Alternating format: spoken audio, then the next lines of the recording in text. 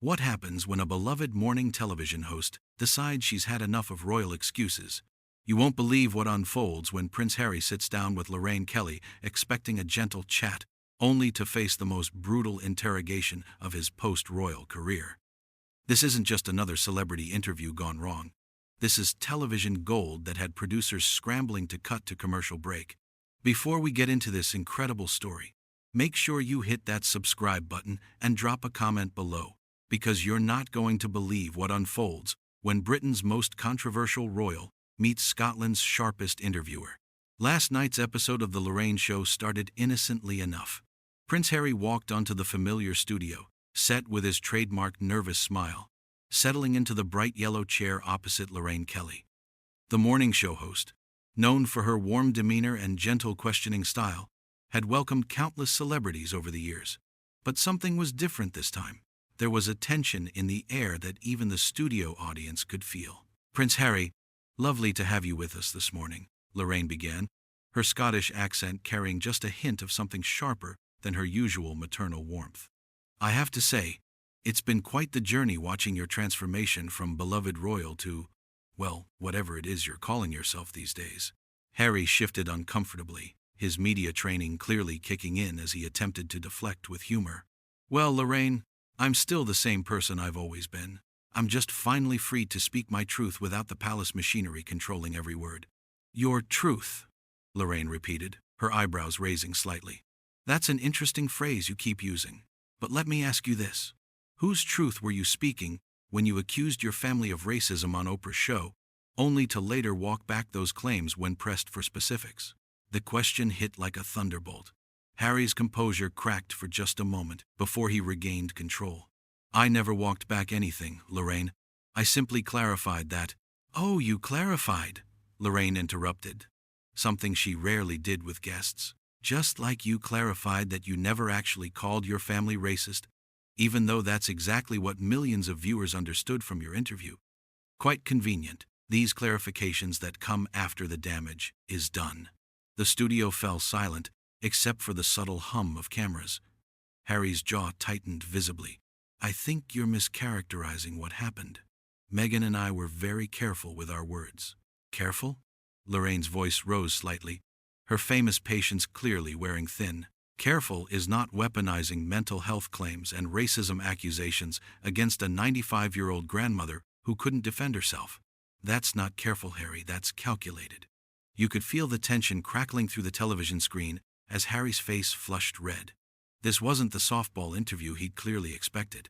"How dare you suggest we weaponized anything? My wife's mental health struggles were real, and the lack of support from my family was devastating."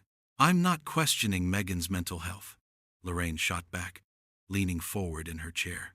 "I'm questioning why you chose to air these private family matters on global television instead of handling them privately. Your grandmother had just lost her husband of 73 years, and you chose that moment to drop these bombshells. Where was your compassion then?" The raw emotion in Lorraine's voice was palpable. Harry's media-trained responses were crumbling under the weight of her pointed questions. "You don't understand the pressure we were under. The constant attacks from the British press, the same press that made you millions of pounds famous," Lorraine countered. "The same press that turned your wedding into a global celebration? The same press that supported your Invictus Games and charitable work for years? It seems you only have a problem with press coverage when it doesn't serve your narrative." Harry's hands were visibly shaking now as he gripped the arms of his chair. "That's completely different, and you know it. The treatment Meghan received was racist and unacceptable." "Was it racist when they criticized Catherine's family background?" Lorraine pressed on relentlessly. "Was it racist when they went after Sarah Ferguson? Or is it only racist when it happens to your wife? You can't have it both ways, Harry." The prince's composure was unraveling in real time. "You're twisting everything around. This is exactly the kind of toxic behavior that drove us away from the UK in the first place." "No," Lorraine said firmly, her voice cutting through his deflection like a knife. "What drove you away was accountability. What drove you away was the realization that being royal means service, not celebrity. It means putting duty before personal desires. Something your grandmother understood perfectly and you seem to have forgotten entirely." Harry shot up from his chair, his face now crimson with rage. "Don't you dare lecture me about my grandmother. You have no idea what kind of relationship we had, or what she would have wanted for me. I know she wouldn't have wanted you profiting off family secrets while she was mourning her husband. Lorraine fired back without missing a beat. I know she wouldn't have wanted you selling out your brother's private conversations for Netflix dollars, and I certainly know she wouldn't have wanted you using her death as content for your memoir. The accusation hung in the air like a toxic cloud. Harry's breathing was audibly heavy now, his careful public image completely shattered. That's enough. I don't have to sit here and listen to this character assassination. Character assassination? Lorraine stood up now too, matching his energy. Harry, you wrote the book on character assassination, literally. You assassinated your father's character, your stepmother's character, your brother's character, all for public consumption. You turned your family's private pain into your personal profit margin. You have no right to judge me or my choices, Harry snarled, his royal breeding completely abandoned.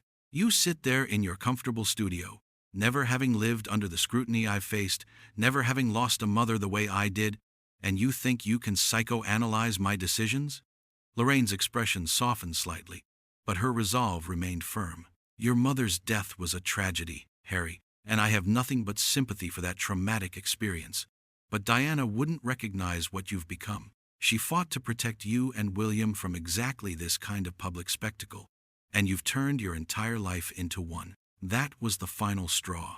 Harry's face contorted with fury as he ripped off his microphone, the small device hitting the floor with a sharp crack. I'm done with this. I'm done with people like you using my mother's memory to score cheap points. You people destroyed her, and now you want to destroy me too. The only person destroying you is yourself, Lorraine called after him as he stormed toward the studio exit.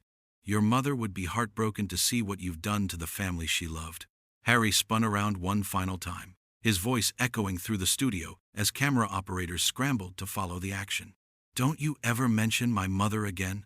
You have no idea what you're talking about, and I won't stand here and let you disrespect her memory or mine. With that explosive declaration, Prince Harry stormed off the Lorraine show set, leaving behind a stunned studio audience and a host who had just delivered the most devastating royal interview in television history. The sound of the studio door slamming shut echoed through the silence as Lorraine Kelly stood alone, having just witnessed the complete meltdown of a prince who couldn't handle being held accountable for his own actions.